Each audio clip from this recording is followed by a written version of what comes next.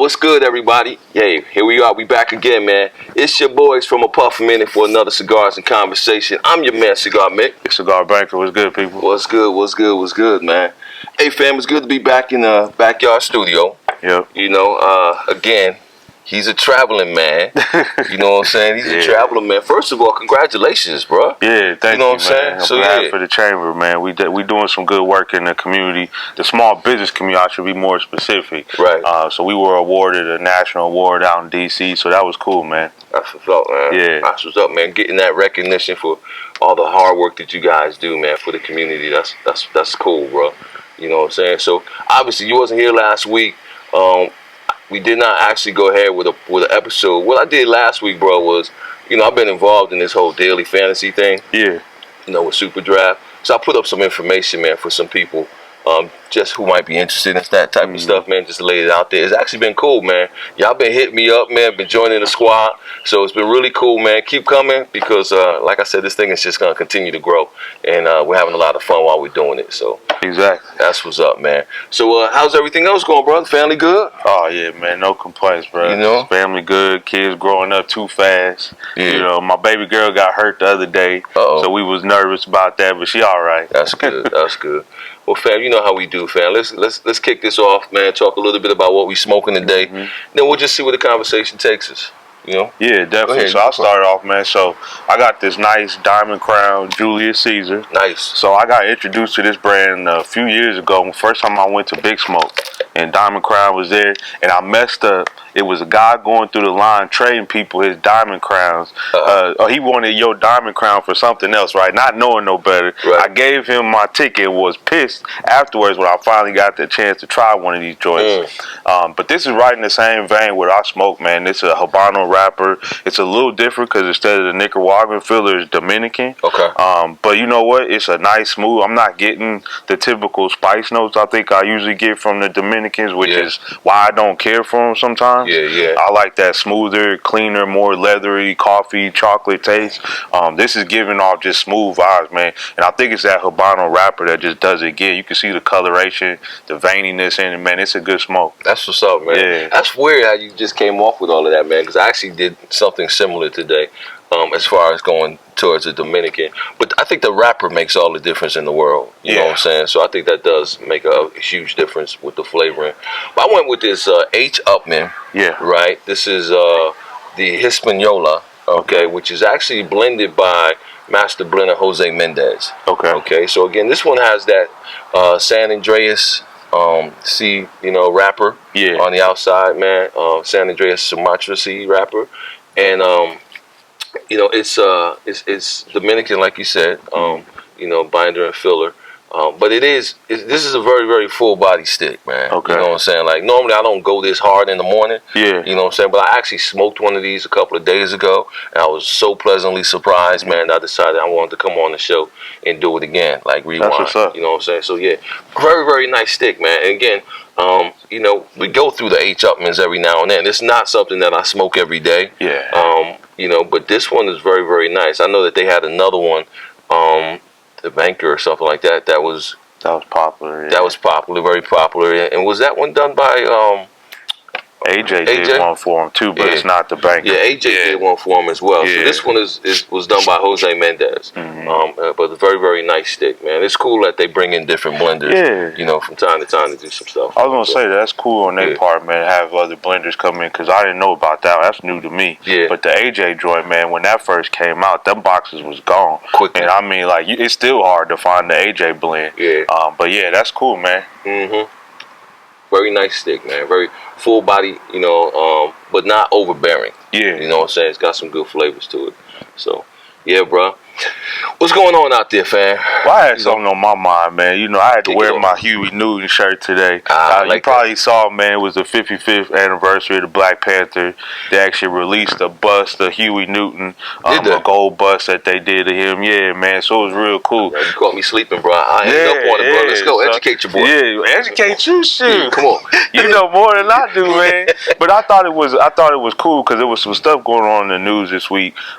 There was they called him a Black black radicalists. Right. You know, the militia group that organized and had the guns. They trying to sentence this dude to 20 years, right? Right. So I was thinking to myself, like, man, that happened, what, 40 years ago when the Black Panther was around? Yeah. They had a breakfast program, an after-school program. They had a knowledge of self program. Exactly. And they were sitting there talking about how they was a radical group. And because these brothers decided to use they rights, they right to own a weapon and bear arms. Yeah. And now here they are getting accused of being a militia.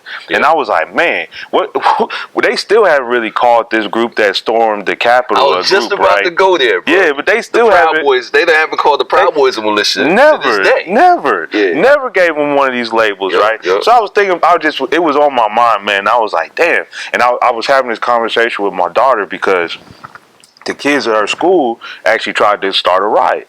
So it was kids that was upset, talking political stuff. Next, you know, it was a bunch of kids that came to school with Trump T-shirts, Trump flags. But it went beyond just, you know, being proud of representing something to where they started fights. So the black kids got mad, and the black kids come to school with their BLM shirts on and stuff like that. And my daughter's like, I don't know why kids think they can change something. I said, time out. I said, you know how old Huey Newton was when he started the Black Panthers? This dude was a teenager. I was like, he was in college and doing things as a young man. Like, you can do things as a young person that have more impact than you think you can. But I just thought it was real relevant, man. And I was like, man, it's a 55th anniversary of the Black Panther, man. You know, these dudes was murdered in their home while they was sleeping. You know, so it's just a crazy thing, man. But it just seems so relevant to what was going on. It is relevant, man. You know what's crazy about it is it's so relevant that we tend to close our eyes to it, right, and pretend that it's not there. But this is the temperature, right, of the environment right now, man, where everybody is like going to sides and stuff like that, and division is the order of the day. But to your point, man, it's like, you know, when you look at groups like the Panthers, man, and all that they did as far as basically all they wanted to do was take control of their neighborhoods. You know, take control of their neighborhoods and empower the people.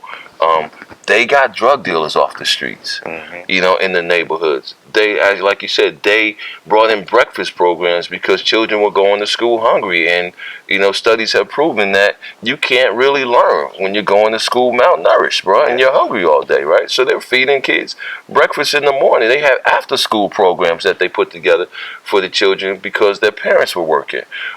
You know, they did all of this thing, and the only thing that people remember is storming the Capitol in Sacramento with rifles, right? That's the only thing that they remember, and they want to call them a radical group. But, you know, you had a right to have a long gun out in public at that time, right? They wasn't coming up there with pistols or machine guns or anything like that. It was just basic rifles, which back in that time, it wasn't uncommon, you know, for many folks to be riding around with it mounted in the back of their truck. You know what I'm saying? So at the end of the day, they did not, you know, they weren't a group that was going around killing police officers, contrary to popular belief. Right. Some of them were framed for that. Absolutely. Some of them are still in prison today, based on those types of trumped up charges. But that's not what they were about. They were definitely about revolution. They were definitely about you know, protecting their own, so to speak, and not being walked over, right? Or being subjugated. You feel me? Not being subjugated. So that's the reason why there was the stress or the tension between this particular group and said police departments and stuff like that. Understand where the police departments, how they evolved. Right? They evolved from slave catchers. Right? That's how state police began, right? From people who used to patrol and bring people back into slavery. So there was already a particular culture within the police departments that was anti-African American. Right? And rather than dealing with some of the same stuff that we deal with today back then, this particular group formed and decided to stand up against, not much different than how the BLM movement started. You know what I'm saying? Just the BLM movement, they're not running around with, you know, with long guns or this, that, and other thing, or what have you.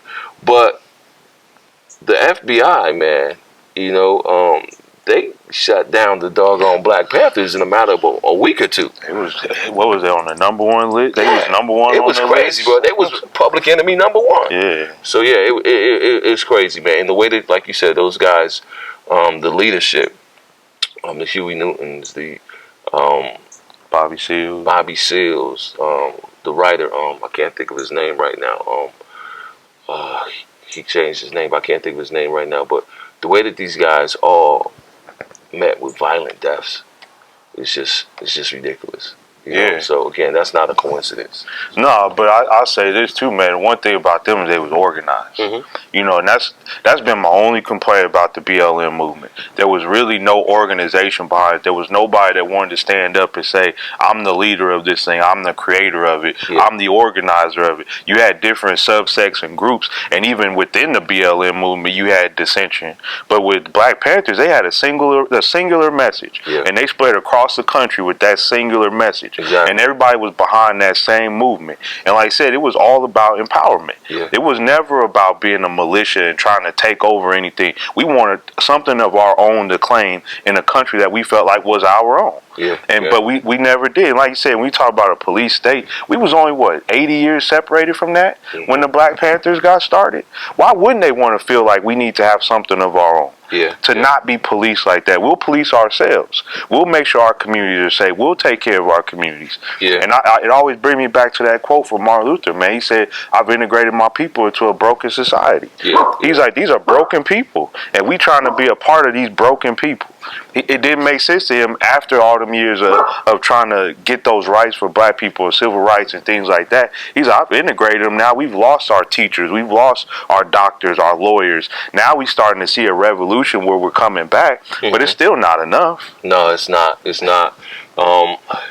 That's a really, really deep subject, right? Because I had a conversation with one of my boys yesterday, and you know, and essentially what it boiled down to is, if you don't know who you are, right, you don't know how to be who you're supposed to be, right? So at the end of the day, what America does, I'm trying to figure out how to paint this picture. What America has done on a very regular basis is paint this portrait of Black America as a people who misbehave. Okay? Hold on still. As a people who misbehave, right? High crime, you know, high drug use, fatherless homes, you know, anything negative that they can portray, that's how we've been portrayed in this country. But at the end of the day, when you look at the word misbehave, right, or misbehaving, you got to dissect that, right? It's missing behavior, right? And if you don't know what your true character is, if you don't know what the true behavior of the people that you came from is, then 9 times out of 10 you're going to miss that, right? Because you just don't know. You don't know what you don't know. So one of the, not to get into a religious discussion, but one of the examples that I used while I was talking to him, I said, you know, look at the story of David and Bathsheba in the Bible, right? The Bible went very, very hard, right? They went very, very strong to talk about Bathsheba's husband as Uriah the Hittite. Uriah the Hittite. And I'm like, nobody knows what a Hittite is. Like, why are you being so specific that this dude is a Hittite? Well, you know, when you look that up, that was actually a tribe, African tribe, right? That the Hittites came from. So, you know, so what was his character? What was his behavior? When I look at him as he was portrayed in that particular story, he's on the front lines fighting for Israel, right? And David wants to get away with sleeping with the dude's wife and getting his wife pregnant. So he sends for this dude to come home from the front lines, to come home to spend time with his wife. So Uriah's first thing was, I can't leave. My brothers are out here fighting. That's the character. That's the real character. I'm not going to leave and go home and chill with my family while my boys is out here fighting for their lives, right? That was his real character. You look at most people today, bro, and it's like, yo, if I can come up and leave everybody else behind, I'm going to get mine. That's a learned behavior that we've learned in this country, right? But that's not the true nature. So Uriah, they force him to go home right? And then they come out the next day and he's sleeping on the porch in front of his house. He didn't even go in the house to sleep with his wife because, again, his character, his moral set was so high, right, that he's like, I can't do this while my people are out there fighting. Yeah. That's the true behavior. But now when you look at everything that is portrayed as negative in the United States, where was that behavior learned, right? We learned it from the people who stole our history, from the people who stole our religion, from the people who stole our language. We had to emulate what they were doing because that was the definition of success in this country. If you want to be successful in this country, be it through business, be it through whatever, right? You gotta sell somebody else out, brother. You gotta come up at the expense of somebody else. Yep. You feel me? And that's always the story, bro. That's always the story, bro. I could talk, even just talking about what we do. Yeah. You know what I'm saying? And we give away so much knowledge, so much everything for free. You know what I'm saying? But at the end of the day, bro, you know, there are those who will benefit, you know, from basically what we do, right? And leave us out of the picture. So again, it's regardless of anything, man, that's just the nature that we picked up in this country, not to be about community, not to be about taking care of one another, not to be about, you know, exactly what, you know, in what you were saying, what the Panther Party was trying to bring back, right? That whole sense of community. Let's make sure that the children are fed. Let's make sure that the mothers are safe. Let's make sure that, you know, just down the line, that let's get this garbage out of our communities. You know, so But you talk about something like us with the Black Chambers, man. Like the whole focus of growing the chambers is so that we grow $1 million businesses within our community because we know what that's going to do. If we create $1 million business, I'm talking $1 million in revenue, right? How many jobs does that create? How many households does that take care of? And small business owners will take care of their employees 100 times better than any large corporation. Absolutely. 100 times better. I don't care if you get 100% PTO, 100% health care. It doesn't matter. That small business owner is going to take care of you way more than that $1 billion company will any day of the week. I guarantee you. I agree. And that's what we try to talk about, but that's building that sense of community, right? And we doing it in a microcosm of small business. Just think about, like you said, from education to diversifying industries, like, you know, even the trades and things like that, man, there's no sense of community. And you think about all those things that kind of roll into what he was trying to create, Huey Newton and that group with the Black Panther. It's something that we need to come back. Like, we need people to be proud and be black. We need people to understand I'm a black man before anything else. When I walk out the house, that's the first thing people see. They don't see I'm Jaron. They don't know I'm a banker. They don't know that. All they know is that's a black dude walking out the house.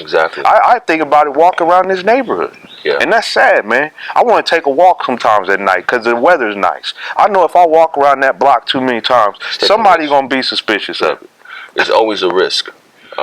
So they say that, you know, every time a police officer walks out his door to go on the job, that, you know, his family is worried that he may not come back that evening, right?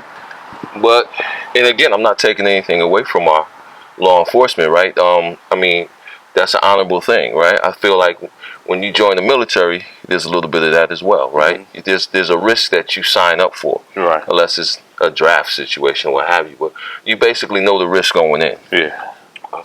They choose that, right? When they put that uniform on, they know that to some people, right, they may appear as a target, okay? But they accept that. But you and I, right, what they don't understand is when we walk out the door, we're facing that same pressure, right? We're facing that same situation. There's a chance, there's an off chance that we may not come back home. And it's not because we chose it. It's not because we chose to put on something that makes us stand out. It's simply because of the color of our skin that we become targeted. And for people who don't acknowledge that, and people who don't want to realize that, I mean, you're just walking in ignorance because it's a known fact, and that's been the case since, you know, race was introduced. All right, because race is a man-made construct, number one. But since black men have been walking around in this country, I shouldn't say that. That's not true.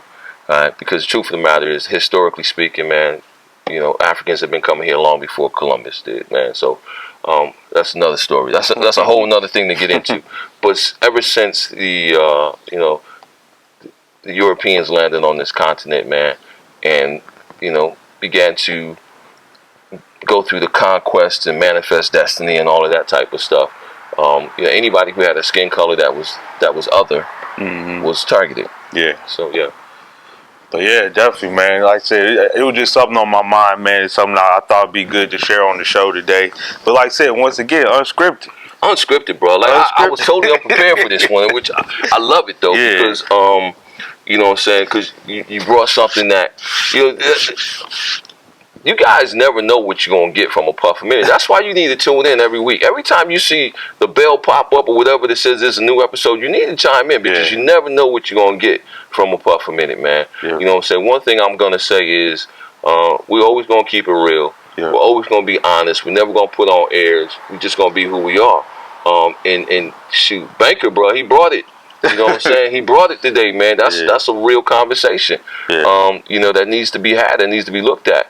I didn't realize it was the 55th anniversary. 55th anniversary, man. So see, that gives me an assignment at the end of this, man. Hopefully you as well, man. Go do a little research for yourself, man. You ain't got to take it from us. It's all good. Yeah, man. I know you said traveling, man, but it's good to get out of my community, man, and go see what we doing elsewhere. Yeah. What black people are doing elsewhere and where we're coming together as a community. It's a beautiful thing, man. When you go in a room like that and you go in a conference like that, it's so powerful. Yeah. You can't come back, but you can't do anything but come back with a new realization of things, man, and having your eyes wide open at that point. Like, if you come back closed-minded and closed off to those kinds of experiences, it's like, what kind of growth can you really have? Exactly. So I'm like, I never take those things for granted, man. I always know God put me in a place for a certain reason. There it is. There it is. You know what? For clarity's sake, I got to do this for clarity's sake, because I just heard you say it and then something else came to mind. Yeah. When we say traveling, man, we're not talking about being traveling, man. For those of you who understand where I'm coming from, we're talking about that we go from place to place to place, and we experience different people and cultures. That person's house to house to house. Exactly. Exactly. So that's what that is, man. So but I think that was a good one. You know what I'm saying? Let's shut it down, man. Let's move on with our day. And keep it. Hey, I'm just gonna put out there real quick, if y'all see this, man. Let me see. Badass Mobile Cigar Lounge is going to be doing a haunted hearth tomorrow night. Actually, tomorrow night over at Serendipity Events. Tickets $20 at the door. Go down there. They're having a costume contest and and all of that type of stuff as well. So sounds like that'll be a fun night. So go and check that out, man. Then we got some events that's coming up for Big Smoke Weekend. Stay tuned to a Puff a Minute. We'll let you know what all of that looks like. You're not gonna see your boy at Big Smoke this year. I don't know if you planning on going, but I'm not gonna go this year, man, because it's just been too hard for me. With the knees, I probably will have had my knee surgery by then. Okay. So I'm just gonna go ahead and be focusing on the recovery. Yeah, you know what I mean? Yeah. Gotta do that. Rest up, man. Yeah, it is. But definitely, man, we appreciate y'all. You know how we do every week, man. Appreciate the love y'all giving us on Instagram. Yeah. You just made me think of something else, man. You can click the notifications link on Instagram, so you get notified every time we post something new on Instagram as well. Yeah. So you'll get the videos, you get we got store stuff there as well you can take a look at. But definitely, everything is housed on YouTube, man, as far as the videos are concerned. So if you want to see our faces, see us in person, see how we vibe with each other on screen, man, go to YouTube, check it out. Yeah. Make sure to click the bell link so you get the notifications every time we post up something new there.